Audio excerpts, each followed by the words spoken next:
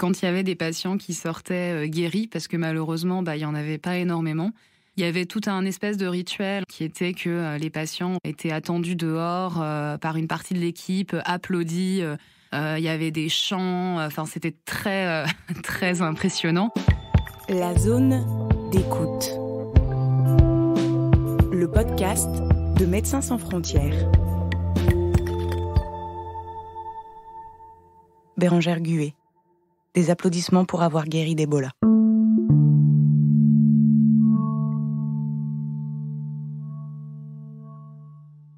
En 2018, j'étais avec la cellule des urgences sur le terrain pendant plus d'1 an et demi. Donc j'étais coordinatrice d'urgence à ce moment-là.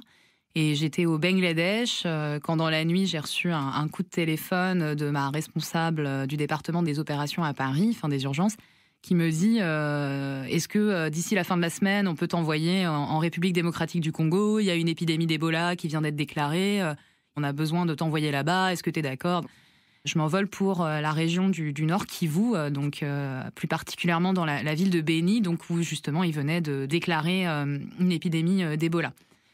Donc j'arrive dans un contexte qui est quand même en proie à énormément de conflits armés. Il y a énormément de protagonistes et de différents groupes armés, les Maïmaï, les ADF. Et il faut savoir que c'est un endroit où malheureusement, il y a 7 ans, il y a des collègues qui ont été kidnappés de l'équipe de Médecins sans frontières, pour lequel il y a eu de nombreuses recherches effectuées ces 7 dernières années pour essayer de les retrouver. Et parmi ces 4 collègues, on a seulement une collègue qui avait réussi à s'échapper. Donc il y a tout un historique assez difficile dans cette zone.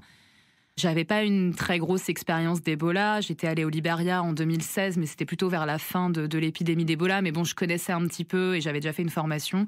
Mon rôle, c'était vraiment d'appuyer l'ouverture des projets. Il y a eu un premier centre de traitement qui s'est ouvert dans une localité qui s'appelle Mangina. C'est à côté de Beni, c'est à 1 heure de voiture à peu près. Et rapidement, il y a eu pas mal de patients. Et ce qui est très, très difficile sur les épidémies d'Ebola, c'est que malheureusement, le taux de décès, il est très, très élevé. Et, en général, on parle de 70% de taux de mortalité. Il y a une crainte aussi pour le personnel soignant de se contaminer. Et puis, il faut savoir qu'aujourd'hui, quand vous êtes contaminé, que vous savez qu'il y a 70% des personnes qui décèdent, il y a tout un aspect psychologique qui est très difficile. Et en même temps, c'était très beau parce qu'il y a une solidarité absolument énorme dans les équipes. Le rapport entre les collègues, les humains, il est fantastique parce que il y a une vraie solidarité, mais c'est quand même très difficile de prendre en charge des patients quand vous êtes habillé en tenue de cosmonaute. Que le rapport centré autour du patient, il est quand même violent, quoi. Les gens, ils voient pas nos visages. Et à ce moment-là, la population, forcément, c'est une population qui subit la guerre depuis des années. Une guerre qui est certainement instrumentalisée au niveau du gouvernement parce qu'on sait que c'est une zone aussi très riche où il y a des sols qui regorgent de minerais, etc. Donc il y a certainement une volonté de faire en sorte que les choses ne s'arrangent pas. Et en fait, il y a énormément de kidnappings tous les jours dans cette zone. Il y a énormément de gens qui meurent tous les jours dans cette zone du fait de l'insécurité et du conflit.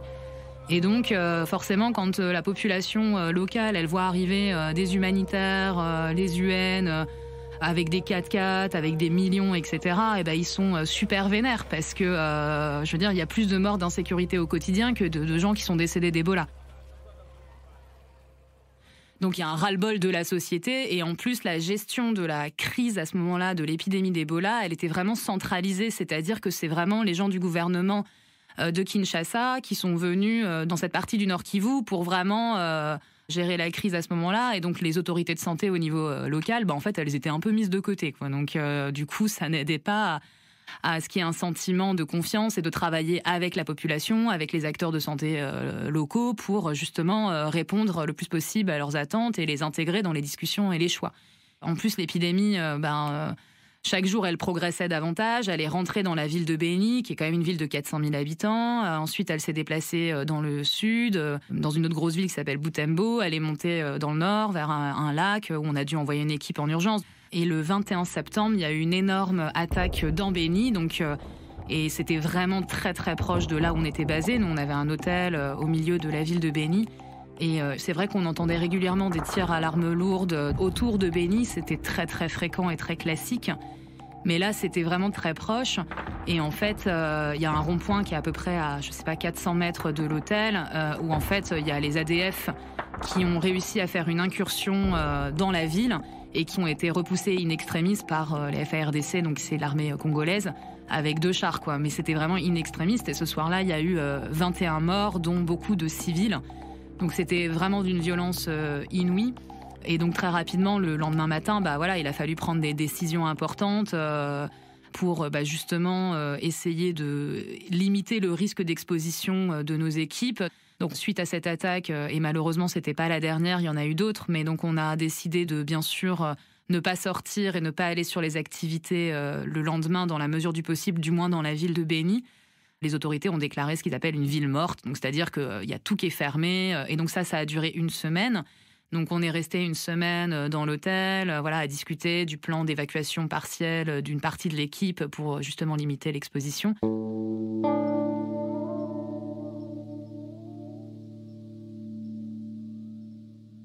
Quand la semaine de ville morte a été finie, on a décidé d'aller visiter un centre de santé où il y avait eu en fait les premiers cas d'Ebola qui sont rentrés dans la ville de Béni. Donc c'était un monsieur qui s'était déplacé de la localité de Mangina, qui était allé chercher des soins auprès de sa sœur qui est infirmière dans un centre de santé, qui est pas très très loin de là où on était basé, mais qui était un petit peu en zone rouge en fait, où on avait, nous, une carte qu'on avait dessinée. On avait dit, dans ces zones rouges, interdiction d'y aller parce que c'est les zones où il y a souvent des conflits.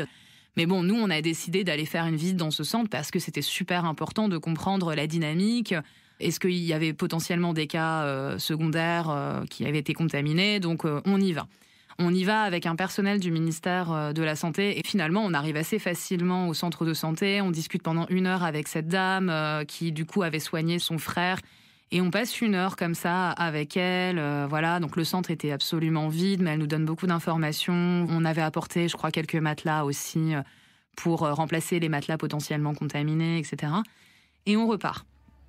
Et là, quand on repart, on fait à peu près 500 mètres et on se retrouve devant une barricade qui avait été érigée pour éviter qu'on puisse repartir. Donc il y avait un énorme mur de pierre qui avait été construit à la va-vite.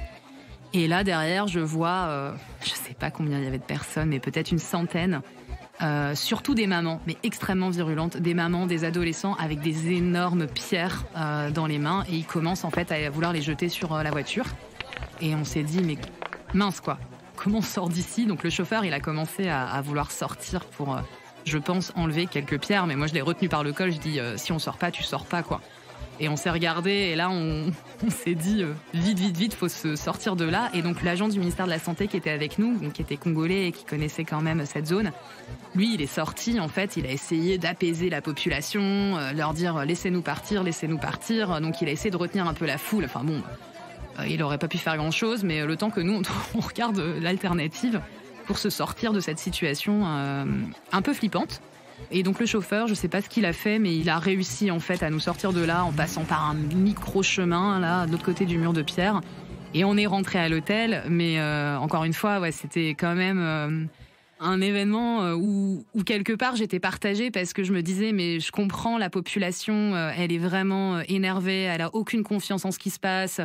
Pour eux, la maladie d'Ebola, ça n'existe pas. Ils voient juste le côté, justement, tous les 4x4 qui arrivent, tout l'argent qui est déversé, la sensibilisation qui essayait d'être faite auprès de la population, elle n'était pas du tout contextualisée. Donc les gens, pour eux, c'était pas une maladie réelle, en fait. Donc je comprenais ce côté-là, ce sentiment vraiment d'énervement de la population.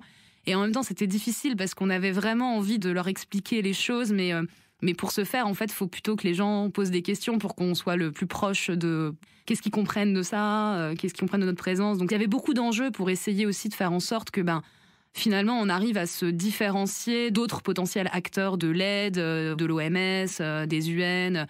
Et au final, la conclusion, c'est qu'on a quand même réussi à rester quasiment tout le temps, sans jamais évacuer complètement les équipes, même dans des moments vraiment très tendus où finalement tous les acteurs ont évacué à certains moments, et on est toujours resté. Et je pense que c'est ça qui a permis à la population en fait d'avoir une certaine confiance à Médecins sans frontières. Ce qui était très fort aussi, c'est que quand il y avait des patients qui sortaient guéris, parce que malheureusement, il n'y en avait pas énormément, il y avait tout un espèce de rituel qui était que les patients en fait étaient attendus dehors par une partie de l'équipe, applaudis. Il y avait des chants, c'était très, très impressionnant.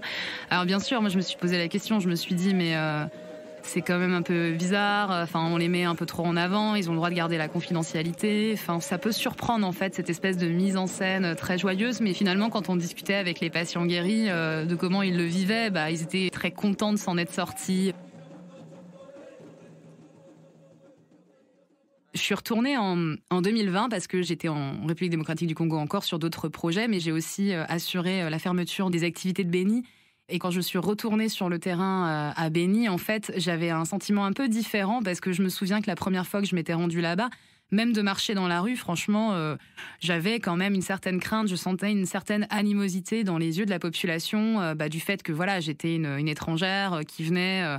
Et j'étais assimilée à tous les étrangers à ce moment-là qui étaient là pour apporter assistance d'une manière ou d'une autre. Et quand je suis retournée en 2020, j'étais contente en fait de pouvoir circuler dans la ville et de plus avoir cette espèce d'angoisse parce que je dis pas qu'il y avait pas de l'insécurité, mais au moins la population, voilà, elle connaissait beaucoup mieux MSF. Nous aussi, on avait beaucoup revu nos activités, on travaillait beaucoup plus dans la communauté avec des tradipraticiens. Bon, qui fait qu'on avait quand même un rapport totalement différent. Donc j'étais plutôt rassurée et contente d'y retourner à ce moment-là. Mais voilà, c'était super enrichissant, c'était vraiment une mission assez difficile, mais pour lequel j'en garde encore un souvenir extraordinaire, justement, parce que travailler sur les épidémies d'Ebola, c'est quand même... le rapport aux patients, il est très très fort. Et le rapport avec les collègues qui travaillent dans les centres de traitement, il est incroyable. Dans le prochain épisode... Ils sont pas responsables de tout ça, ils sont nés dans cet environnement-là, ils sont nés les armes à la main, ils ont toujours connu que la guerre, ils sont complètement embrigadés, et c'est le cas dans de nombreux pays.